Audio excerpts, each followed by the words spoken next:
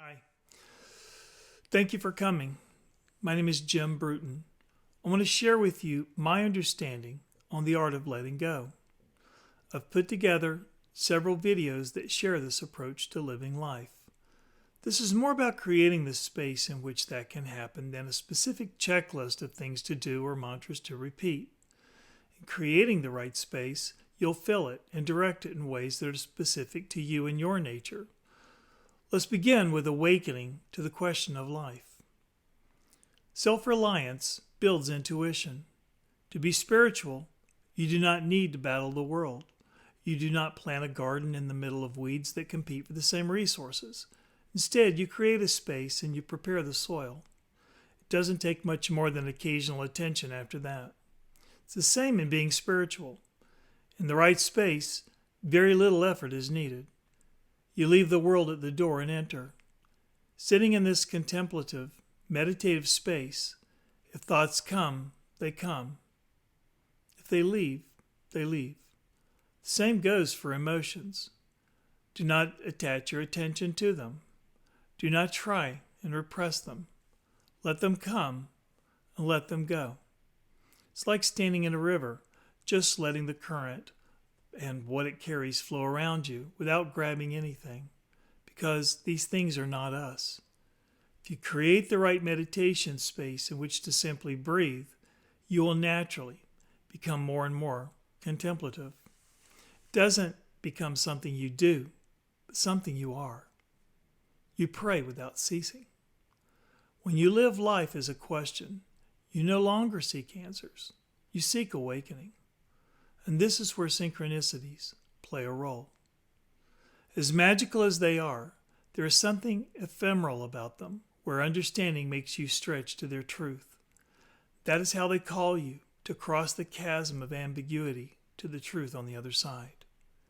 In your stretching, you live in a way that considers that ambiguous truth and filters the days of your experiences accordingly.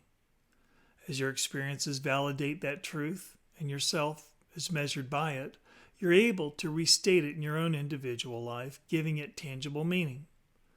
Now, with having lived it, even the vibration of your words and the strength of your body language have an authority absent before. In this way, you bring it home. All else is counterfeit. Again, this should be effortless. Before my near-death experience, I was as guilty as anyone else at having made it harder than it had to be. Spirituality was a war with the world where I counted my bruises and fun I didn't have at the end of the day, and I was proud of it. If there was an opportunity to thump my chest, all the better, and I unfairly judged others who were not as hungry for a fight as me. The reboot I got from my NDE was so transformative that all of that simply fell away. You don't need to die, or nearly die, to get to this place. For those of us who have, it's like a 2x4 upside the head. Those who are wiser may only need a whisper or a nudge. Interestingly, for people who have spiritually transformative experiences, the events that deliver us to them become a footnote to a much larger story. Without that, the utter humiliation or accident that delivers us to the door of spiritual metamorphosis or even death would be the story. Let's look for a moment at feelings and emotions. I recently read that meditation is taught in prison. As you can imagine, there is some denial and a lot of guilt in many of those who are incarcerated. Meditation becomes meaningful when feelings of guilt surface and they just let those feelings enter and exit without reacting to them. Over time, they see that they are separate from their emotions, their thoughts, their minds, and their bodies. They're simply there to observe. If they do not take possession of any of these propensities or things, then there's no guilt to feel. Thoughts may be measured as good or bad, but raw emotions are not. They simply are and indicate what is important to us. Feelings only become wrong when we act on them. If you have the desire to do wrong, as the world measures it, then though the thought and emotion plague you every day of your life, you will not have sinned if you never act upon it. Show me a court that can sentence you based on only your thoughts. On the other hand, as we think, so we become, which says that this is the start and not the end to the practice of letting go. Over time, by depersonalizing ourselves from our thoughtful and emotional activities, our attention naturally turns upward and inward, and with each step toward the light, the pull of the world lessens. Things naturally fall away. If you can find a community or even a teacher you resonate with, then you can test this. In their company, over time, do you perceive a change in how you think and feel about things? If the typical sins listed in religious or history books surface in your mind less and less, you may want to spend more time with these people. It may not be so much what they say or do. It may be more like a tuning fork when it's put near another one that's already vibrating. It is in tune, it will also begin to vibrate at the same frequency. What effort was required? None. Slowing down your need to react to things awakens the observer mode within you. What is this observer mode? Think of a cat sitting there watching a mouse hole in the wall. It waits, almost unblinking, without being distracted. It is attentive and engaged, but still and silent, just waiting. There is a readiness to move in an instant based on its curiosity of when the mouse will reappear. That's how you sit in meditation, or walk, or drive, or live. Don't just consider the question of life, but feel it in all its perplexity. When you try and answer a big question, such as what is life about, or even who am I, you know you don't yet have the answer, nor can anyone else really give it to you. They can just give you their answer or their take on the situation. But to ask the question is to admit you do not know. You ask because you are the question. You are a work in progress. Not knowing that grants humility, helping you to awaken to the question. And that makes the answer irrelevant. Awakening is the journey, the flow, the becoming and the present. It is the art of letting go. There are many types of meditation. There's no best one. Some do well to sit or lay down. Some walk. Some do it in practicing yogic positions or the movements of Tai Chi. It really doesn't matter. Just find one that feels right to you and practice it as best you can. Don't be too hard on yourself when your mind resists. If it does, bargain with it. Give me these 15 minutes, and I'll give you 15 minutes after. Then do so. Honor your bargain and give the intensity-hungry mind the stimulation it needs. Make a friend of it, and one day it will remind you to go meditate because it wants what comes after. And increase your time beyond 15 minutes as you develop the trust of the mind. Then it becomes a wonderful servant instead of a poor master.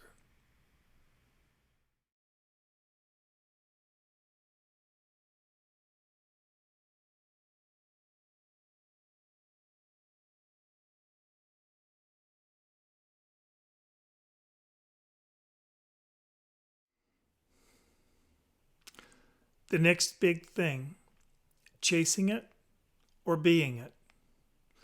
In this session, I'll share my perspective on the common practice of chasing one more thing in pursuit of the next big thing. We've all been guilty of it. Educated and trained to ignore our instincts, we've been domesticated to such a degree that we no longer believe we have the native intelligence to just figure stuff out on our own. I remember seeing an advertisement on television one time for kids' running shoes with the cautionary statement to take your child to the doctor to make sure they could have the expert medical clearance to simply play. As if, as the parent, you didn't already know if your kid could play. Then there are the ads for erectile dysfunction that caution you to visit the doctor before celebrating life in that particular way.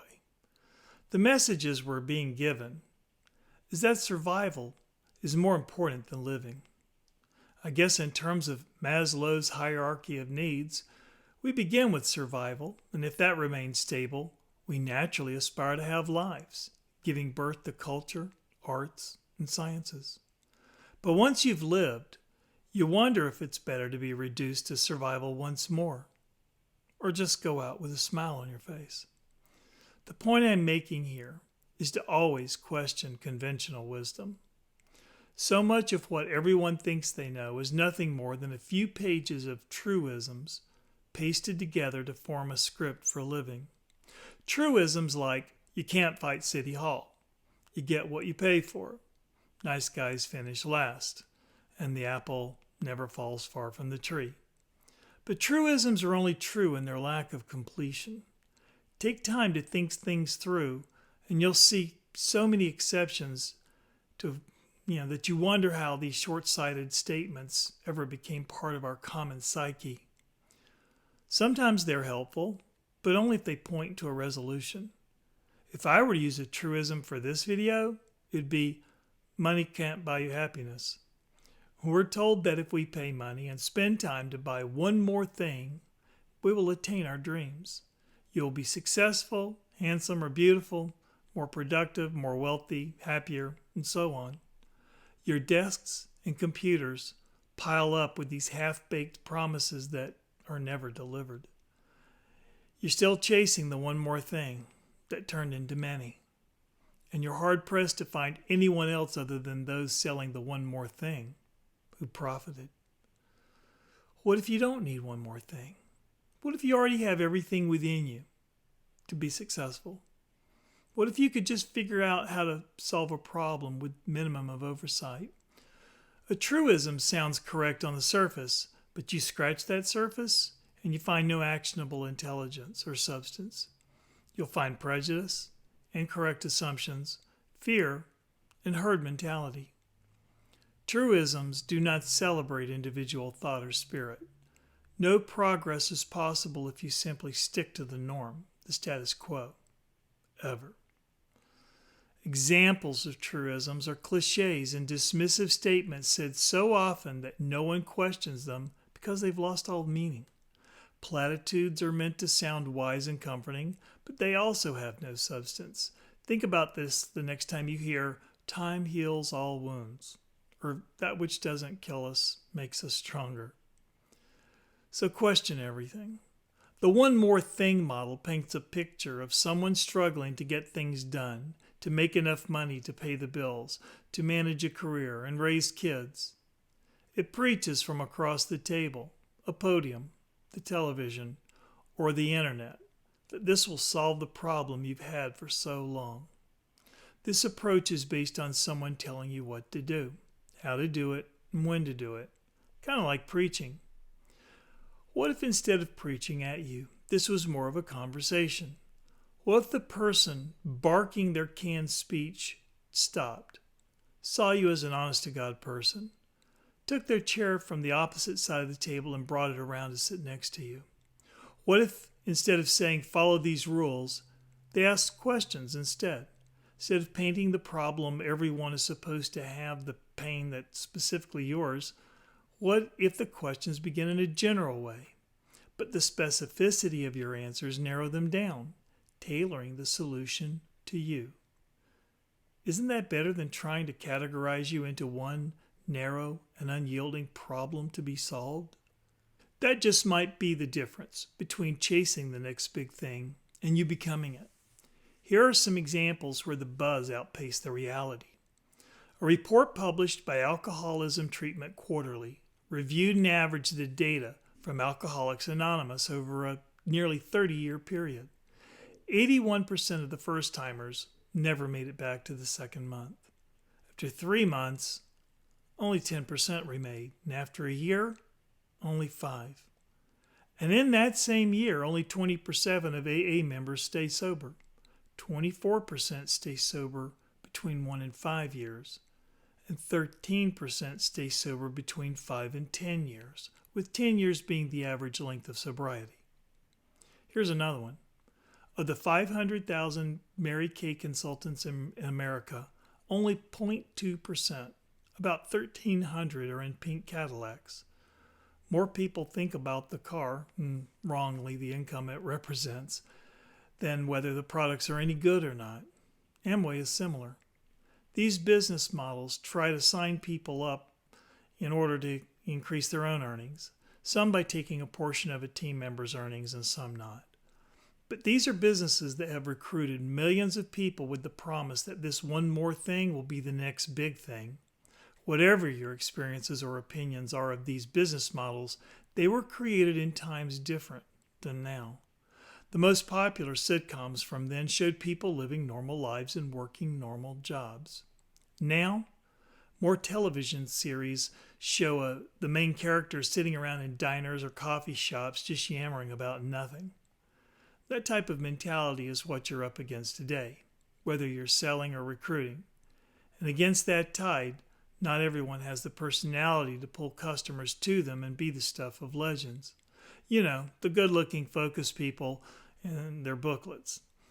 Realtors all pull from the same inventory, but some are more successful than others. If everyone is selling the same thing, whether homes, lipstick, or home cleaning products, then their success is due to attracting and retaining customers who want to have a relationship with them. And in this sea of sameness, it's our individuality that shines.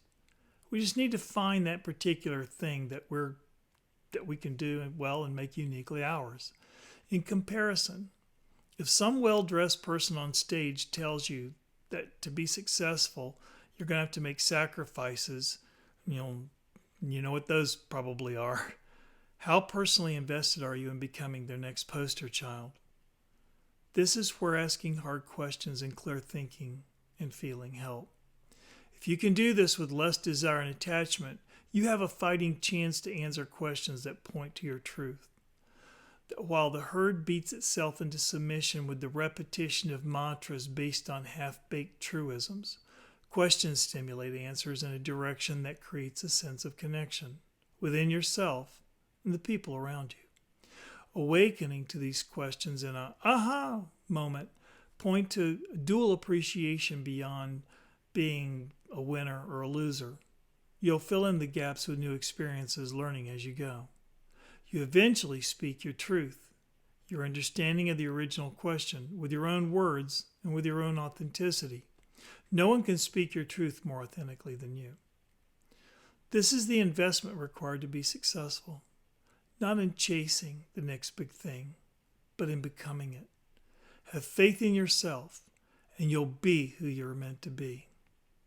You'll be fine. Just don't make your truisms your affirmations.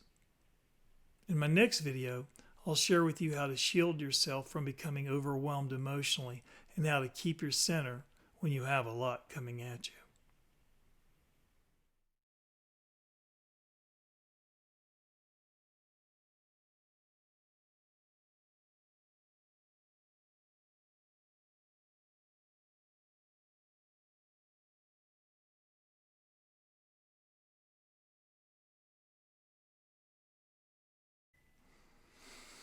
Emotional shielding, maintaining your balance.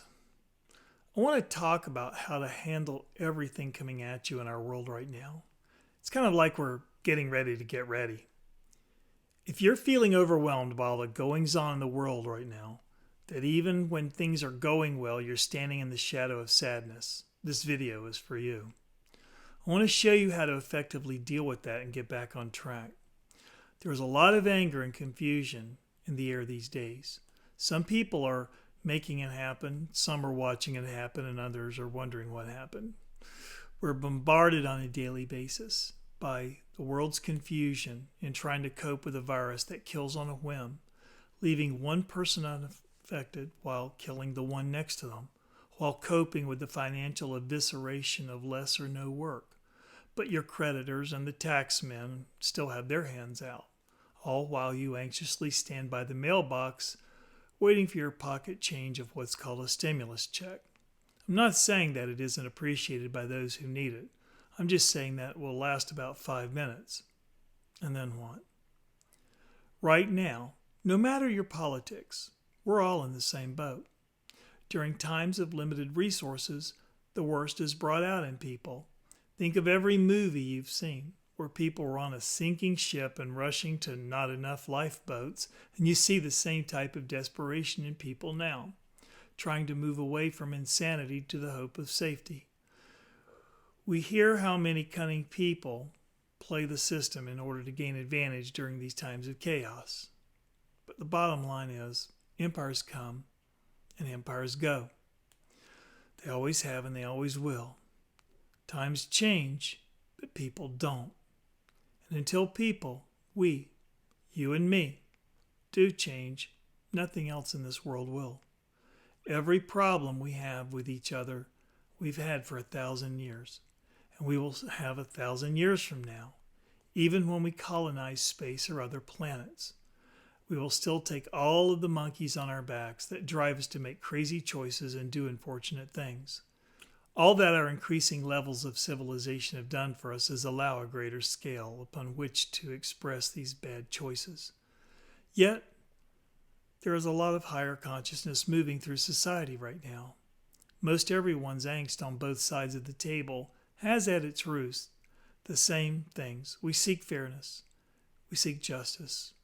We seek purpose and a sense of connection to others who believe and feel like we do. I wonder if some of the social justice causes have hijacked these things to paint them up as issues of gender, race, and class, when the more fundamental difference is shared values. If you share my same values, I don't care what planet you're from or how you live your personal life. If we can find common ground upon which to build social connection, I'm good. One day, when we're both out cutting the grass, we might pause for something to drink and talk about. We discover common and shared interests. We see our kids saying hi when riding their bikes in the street. And the next thing you know, one set of kids is babysitting the other while we have a cookout together. It's about communication, not compliance. We don't save the world by passing laws to make this happen. The cancel culture and social media shunning don't bring people together other than those looking for a common enemy. This problem exists when we see people in terms of or rather than and.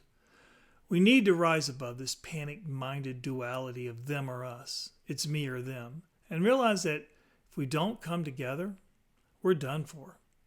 Everything you and your family have worked for, your children have studied for, your ancestors worked for, your congregations have prayed for, your sports teams have played for, and those closest to you have died for, whether in the street or on distant battlefields, will be lost. Civilization takes work. It needs constant maintenance. You can't adjust it like a thermostat and go back to bed. Entropy rules the universe and every social institution therein. Entropy is the second law of thermodynamics, and it says that things go from warm to cool, clean to dirty, young to old, working to needing repair, and basically order to disorder. It's the same dynamic that defines the arrow of time as moving in one direction from the past to the future. Quantum mechanics is proving that all of this is an illusion, both time and its direction, so stay tuned on further developments there, and who knows, maybe we'll also design a house that can clean itself. That's the science of cybernetics, or anti-entropy. Where am I going with all of this? I'm bringing it all back to how, within the swirling patterns of information and emotions flowing around us and through us, we can keep our center. How we can accept events and emotions when they come and let them go when it's time. It's a first step in how to be present. I've been asked how you can put this into practice, how to park yourself in the bubbles of perspective. Here's an easy example you can practice. Okay, I began the video talking about how overwhelming all the emotions hammering at us can be.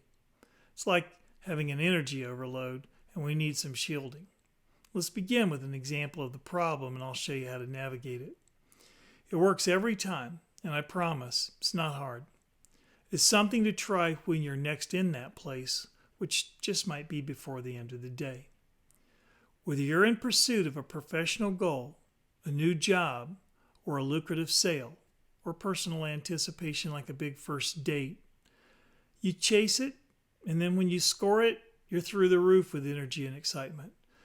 The heightened energy of everyone else involved reinforces your elation, and energy is off the chart. It's easy to let yourself get swept up in the high of such a moment.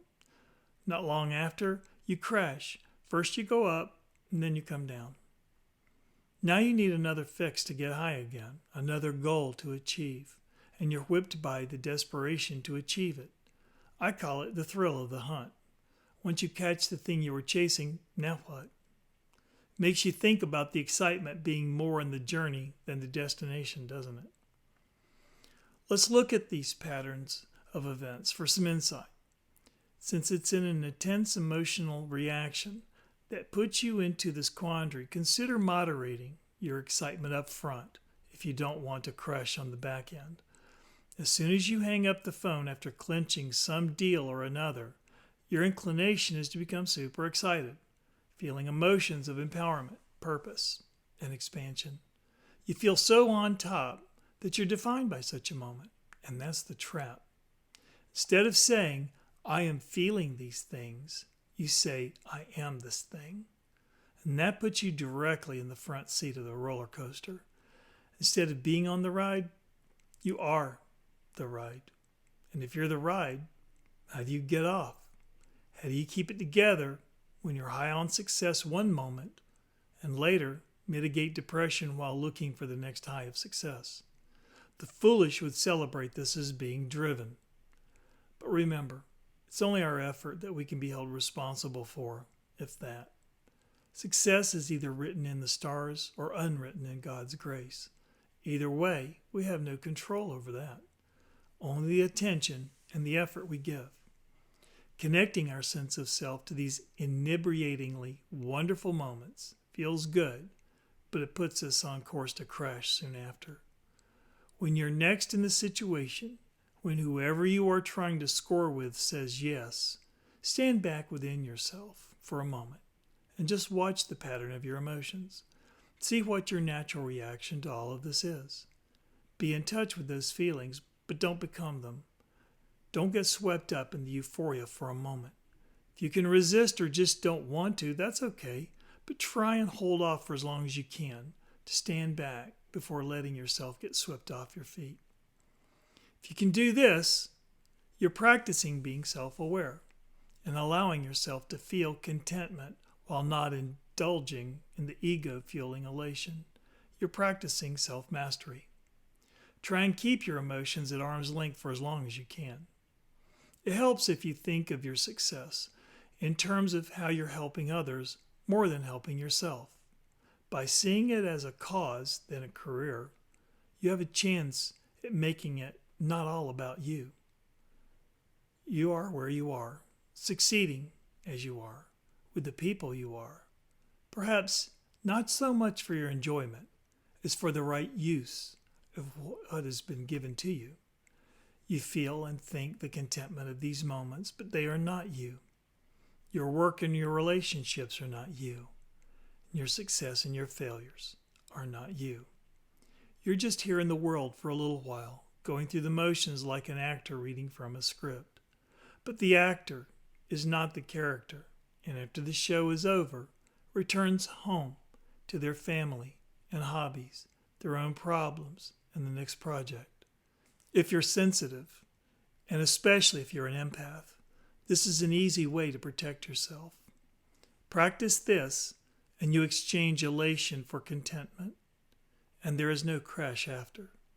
This means you stay on course and in focus with the original task, and you do not go chasing after the next high, never having completed that earlier task that you sucked all the excitement out of yesterday. Hold off falling into this pool of emotion, and you're putting up your shields.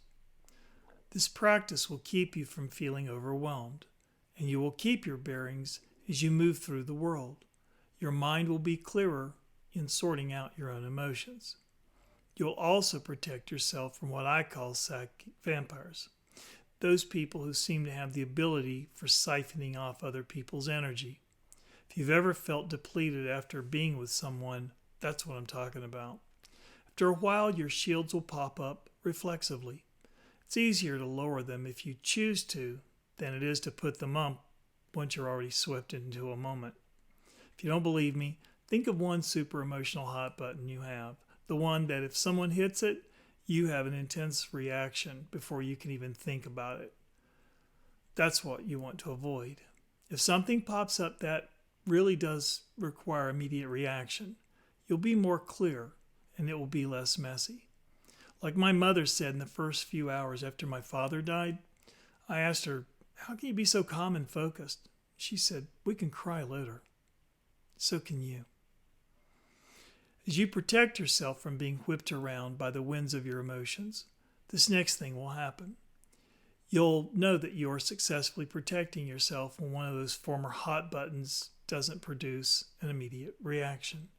It's like the quiet observer within you notices you aren't reacting the same as before and calmly considers whatever is presenting itself before you. That split between your active mind that focuses tactically on the world and the calm, unjudging, and observing mind that just watches is a key step in this practice. Many of you have already felt that split, usually in a moment of surprise, an emergency situation. That calm observer is more the real you. Get to know it. You can do this in exchanging your knee-jerk reactions for a patient consideration of whatever is going on. For me, when asked how I feel about something important, I now tell the person I need some time to think about it. I might consider for a day or two and walk around whatever it is we're talking about to see it from all angles, looking at all the patterns of information flowing through it that I can. This is the non-linear approach to seeing something in terms of its processes and information rather than in terms of its moment. Another example. Remain calm if someone berates you for what seems no reason, their anger out of proportion to the event. Standard mindset working in linear time may just yell back and start a shouting match, or worse.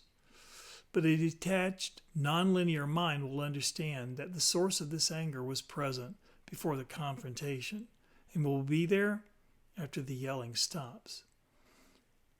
Maybe the person is simply an ass to whoever gets in their way, or maybe they're stressed with many things and your being in their way for a moment was the match to their dynamite. If you can just watch them from deep within yourself, not reacting in kind to their anger, your calm may end the confrontation sooner.